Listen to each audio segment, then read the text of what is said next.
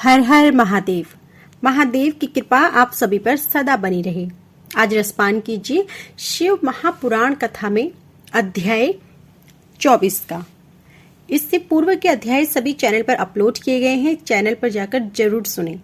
अध्याय 24 में शिव की आज्ञा से सती द्वारा श्री राम की परीक्षा का वर्णन किया गया है।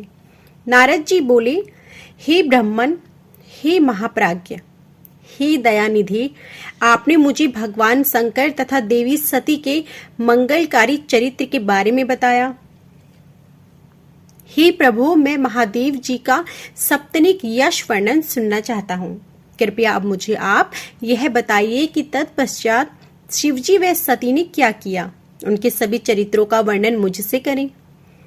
ब्रह्मा जी ने कहा, मुने, एक बार की बात है कि सती जी को अपने पति का वियोग प्राप्त हुआ। यह वियोग भी उनकी लीला का ही रूप था, क्योंकि इनका परस्पर वियोग तो हो ही नहीं सकता। यह वाणी और अर्थ के समान है। यह शक्ति और शक्तिमान है तथा चित्र स्वरूप है। सती और शिव तो ईश्वर हैं। वे समय समय पर नई नई लीलाएं रचते हैं। सूत जी कहते हैं, महर्षियों, ब्रह्मा जी की बात सुनकर नारद जी ने ब्रह्मा जी से देवी सती और भगवान शिव के बारे में पूछा कि भगवान शिव ने अपनी पत्नी सती का त्याग क्यों किया। ऐसा किस लिए हुआ कि स्वयंवर देने के बाद भी उन्होंने देवी सती को छोड़ दिया। प्रजापति दक्ष ने अपने यज्ञ के आयोजन में भगवान शिव को निमंत्रण क्यों नहीं दिया और यज्ञ स्थल पर भगवान शंकर का अनादर क्यों हुआ।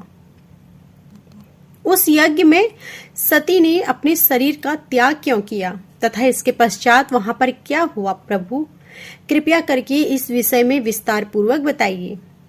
ब्रह्मा जी बोले, हे नारद, मैं तुम्हारी उत्सुकता देखकर तुम्हारी सभी जिज्ञासाओं को शांत करने के लिए तुम्हें सारी बातें बताता हूँ। यह सभी भगवान शिव की ही लीला है। उनका स्वरूप स्वतंत्र और निर्विकार है। देवी सती भी उनके अनुरूप ही है। एक समय की बात है, भगवान शिव अपनी प्राण प्रिया पत्नी सती के साथ अपनी सवारी नंदी पर बैठकर पृथ्वी लोक का भ्रमण कर रहे थे। घूमते घूमते दंडकारण्य में आ गए। उस वन में उन्होंने भगवान श्री राम को उनके भ्राता लक्ष्मण के साथ जंगलों में भटकते हुए देखा। वे अपनी पत्नी सीता को खोज रहे थे, जिसे लंका का राजा रावण उठाकर ले गया था। वे जगह जगह भटकते हुए उनका नाम पुकार रहे थे और उन्हें ढूंढ रहे थे।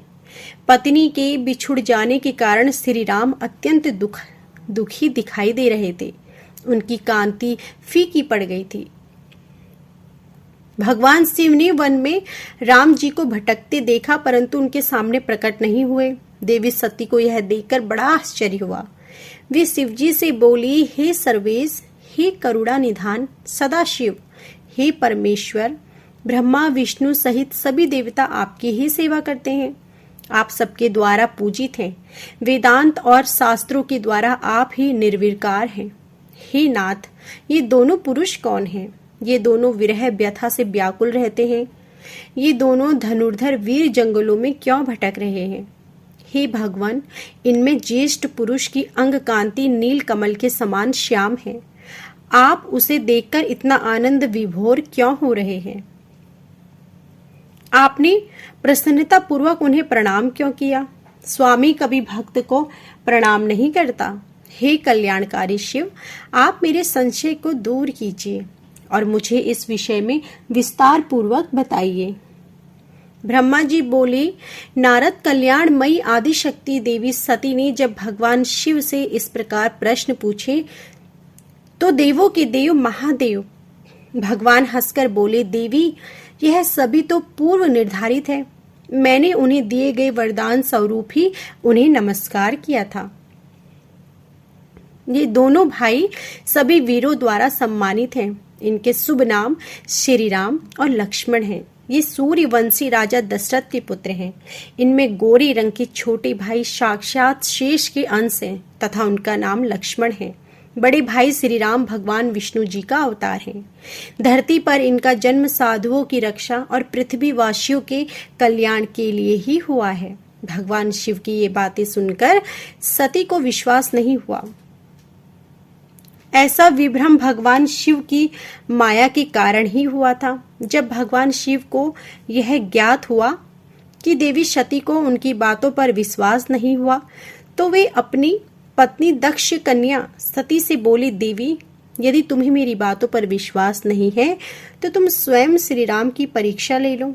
जब तक तुम इस बात से आश्वस्त न हो कि वे दोनों पुरुष राम और लक्ष्मण हैं और तुम्हारा मोह न नष्ट हो जाए, तब तक मैं यहीं बरगद के नीचे खड़ा हूं। तुम जाकर श्री राम और लक्ष्मण की परीक्षा लो।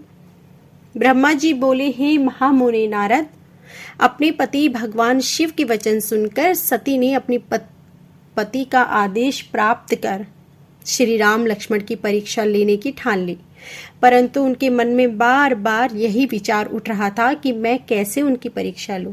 तब उनके मन में यह विचार आया कि मैं देवी सीता का रूप धारण कर श्री राम के सामने जाती हूँ। यदि वे साक्षात विष्णु जी का अवतार हैं तो मुझे आसानी से पहचान लेंगे, अन्यथा वे मुझे पहचान नहीं पाएंगे।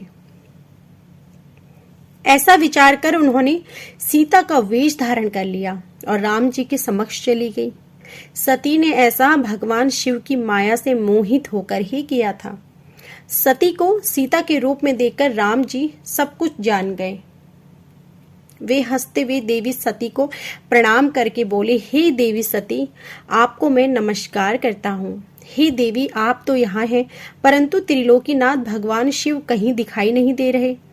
बताइए देवी, आप इस निर्जन वन में अकेली क्या कर रही हैं? और आपने अपने परम सुंदर और कल्याणकारी रूप को त्याग कर यह नया रूप क्यों धारण किया है?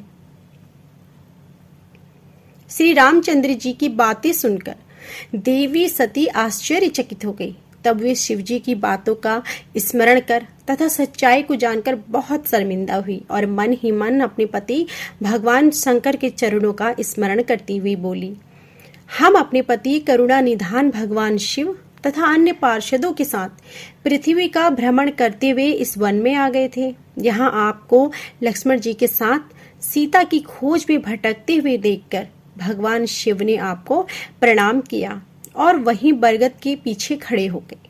आपको वहां देख भगवान शिव आनंदित होकर आपकी महिमा का गान करने लगे।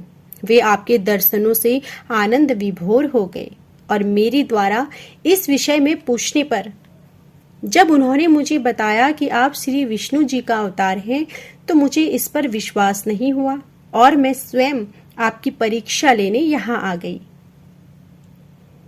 आपके द्वारा मुझे पहचान लेने से मेरा सारा भ्रम दूर हो गया। हे श्री हरि, अब मुझे आप यह बताइए कि आप भगवान शिव के भी वंदनीय कैसे हो गए? मेरे मन में यही एक संशय है। कृपया आप मुझे इस विषय में बताकर मेरे संशय को दूर कर मुझे शांति प्रदान करें। देवी सती के ऐसे वचन सुनकर श्री राम प्रसन्न होते हुए तथा अपने मन में शिव जी का स्मरण करते हुए प्रेम विभोर हो उठे। वे प्रभु शिव के चरणों का चिंतन करते हुए मन में उनकी महिमा का वर्णन करने लगे। तो यह थी आज की हमारी संपूर्ण अध्याय। इससे आगे का अध्याय आप हमारी अगली वीडियो में जरूर सुनिएगा। और यदि आपको आज का हमारा यह अध्याय पसंद आया हो तो प्लीज वीडियो को लाइक जरूर कीजिएगा। जय भोलेनाथ।